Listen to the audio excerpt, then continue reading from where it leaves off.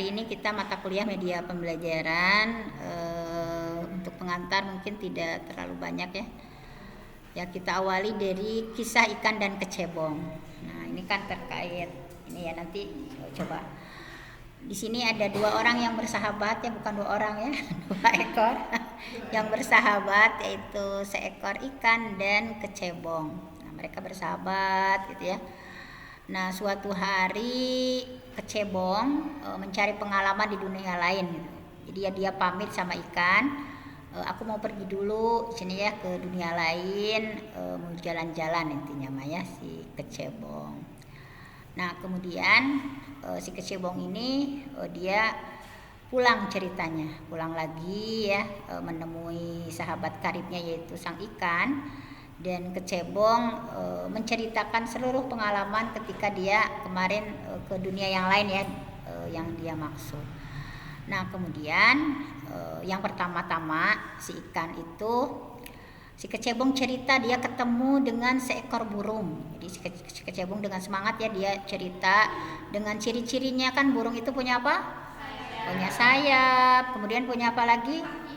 Ya, kakinya dua ya, kakinya dua. Kemudian ada apa lagi? Paruh. Kemudian dia bisa apa? Bisa terbang. Maksudnya, jadi dengan semangatnya si kecebong menceritakan. Dan ikan mendeskripsikan tentang burung sesuai dengan persepsinya, bahwa dia membayangkan dirinya gitu ya, dengan punya sayap, dengan paruh seperti itu. Jadi mendeskripsi tentang burung yang diceritakan oleh kecebong, persepsi diri dia gitu ya. Jadi sehingga bentukannya seperti ini, karena persepsi dianya seperti itu. Kemudian selanjutnya si kecebong menceritakan tentang sapi. Dia ketemu dengan sapi, dan si ikan juga dia mendeskripsi tentang sapi, bahwa dirinya membayangkan sapi punya apa? Tanduk, kemudian kakinya ada 4 ya, dia mempersepsikan dirinya seperti itu. Kemudian bentuk warnanya ada apa? Hitam putih. Nah, jadi mendeskripsikan, ngagambarkan sapi teh sesuai dalam benakannya. Nah, seperti itu. Kemudian kecebong juga ketemu sama manusia. Nah, dan sama ya, si ikan kembali mendeskripsi tentang manusia itu dirinya gitu ya. Dirinya dengan manusia punya apa? 2 tangan, kemudian 2 kaki yang berdiri gitu ya, yang mendeskripsikan tentang manusia itu persepsi dirinya. Kemudian jadi intinya si ikan itu mendeskripsi segala sesuatu sesuai dengan mindset yang ada dalam dirinya. Nah, coba siapa di sini yang ingin berpendapat bahwa apa sih yang bisa kalian tangkap dari kisah antara persahabatan ikan dan kecebong? Ini kaitannya dengan media ya, silahkan. Siapa dulu? Ya, sama. Kalau menurut Kristi, apa yang dilihat, apa yang diimajinasikan oleh ikan teh ya valid ya, karena kan dia belum pernah lihat dari wujud asli dari hal-hal yang tadi diceritain sama kecebong. Jadi apa yang dia deskripsiin di imajinasi di dalam pikirannya teh ya masuk akal dengan bukan gitu, karena berdasarkan ciri-cirinya ya dia terjemahkan sama bentuk yang udah pernah dia lihat sendiri kayak gitu ya.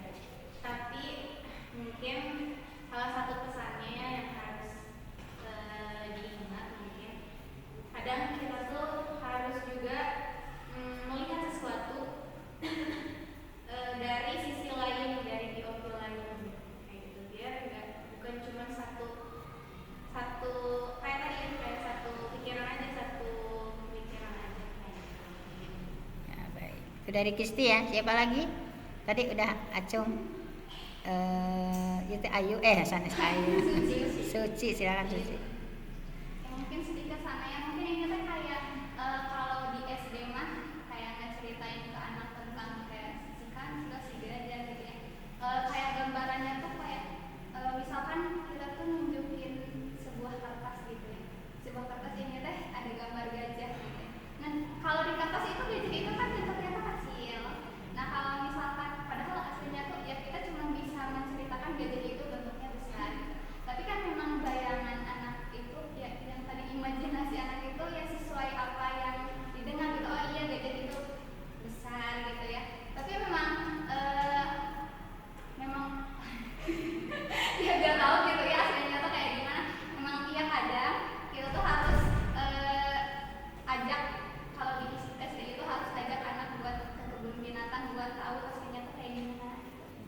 langsung gitu.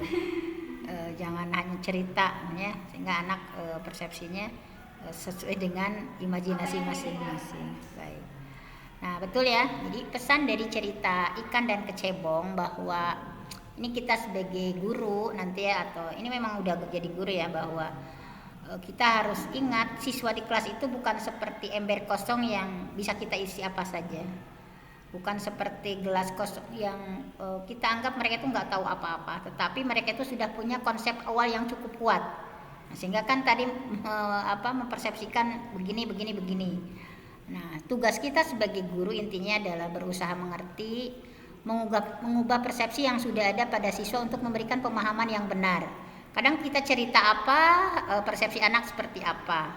Misalnya maksud kita A, dipersepsikan anak jadi B misalnya. Nah, makanya nanti kaitannya dengan butuh media itu, nah seperti itu gitu ya. Ketika kita menceritakan anak-anak, Ka'bah itu bentuknya begini loh misalnya. Kan bisa jadi anak itu mempersepsikannya seperti apa ya kalau kita hanya sekedar cerita kan. Tapi beda ketika kita ada miniatur Ka'bah, bahwa Ka'bah ini begini-begini, kan anak tidak berpersepsi kemana-mana ya.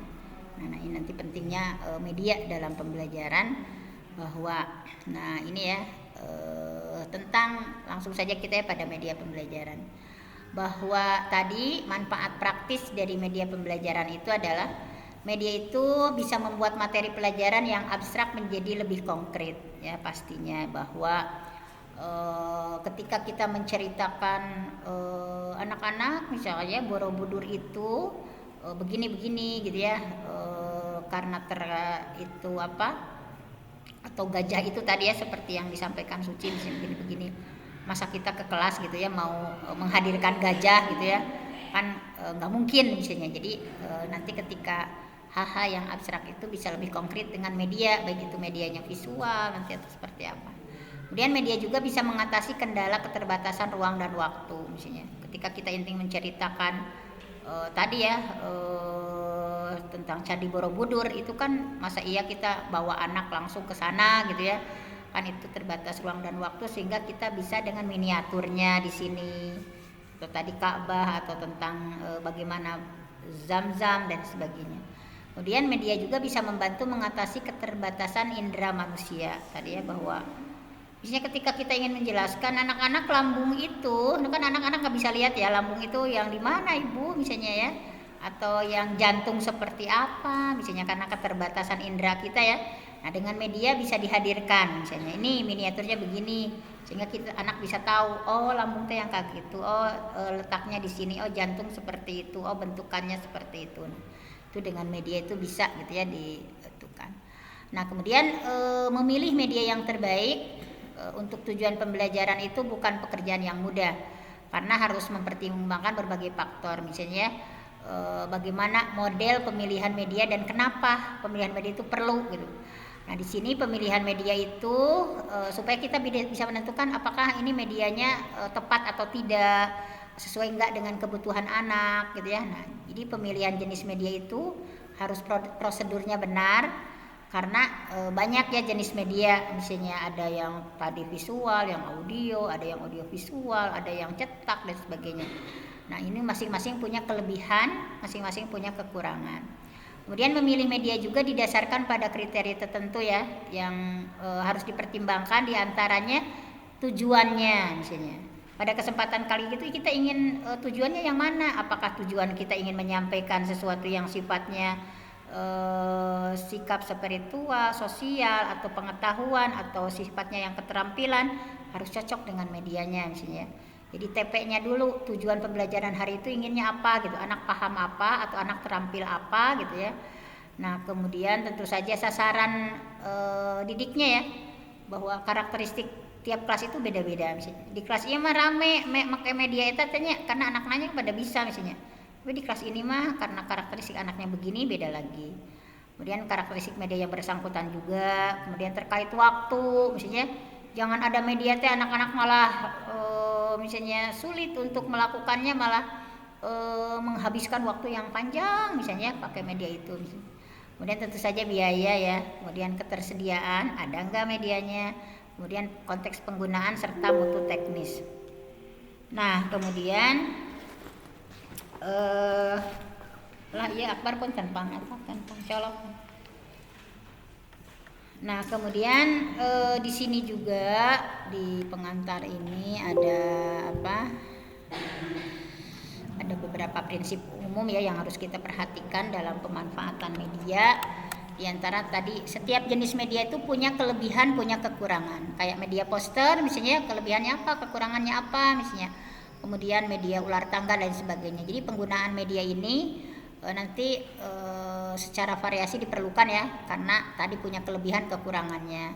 Dan penggunaan media harus dapat memperlakukan siswa secara aktif, bukan dengan ada media itu malah tidak ada bedanya gitu ya, garing misalnya, ada media flashcard misalnya, tetapi karena metode yang dipakai gurunya tidak membuat anak aktif misalnya, malah biasa-biasa saja.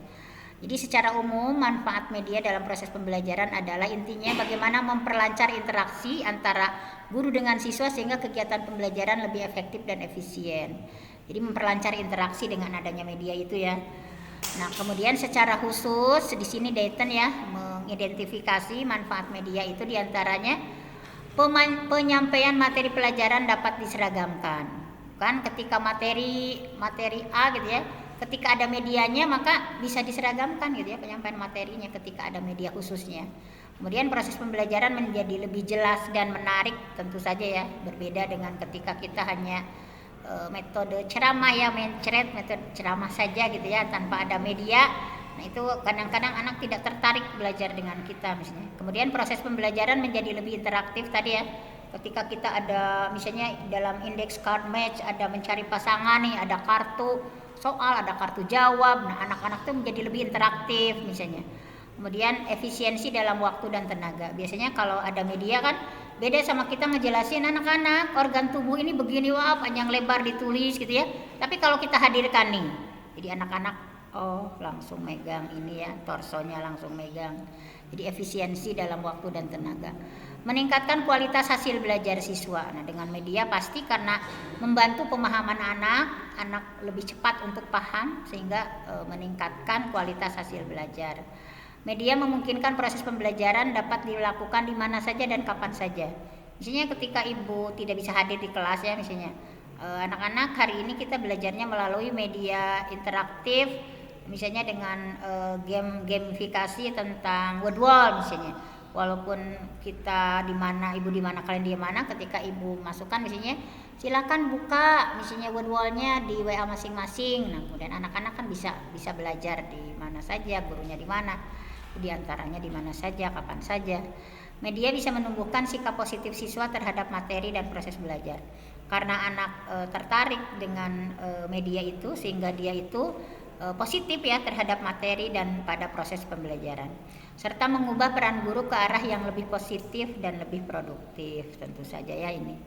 Nah mungkin untuk di pengantar gitu ya seperti itu dulu. Selanjutnya ibu akan memetakan tema-tema yang akan kita pelajari ya selama 16 pertemuan dikurangi UTS UAS ya. Nah bagaimana seperti apa teknisnya, untuk kelas A kemarin sudah ya, dan teknis pengerjaannya seperti apa ibu akan sampaikan. Sampai di sini dulu, ada yang ditanyakan?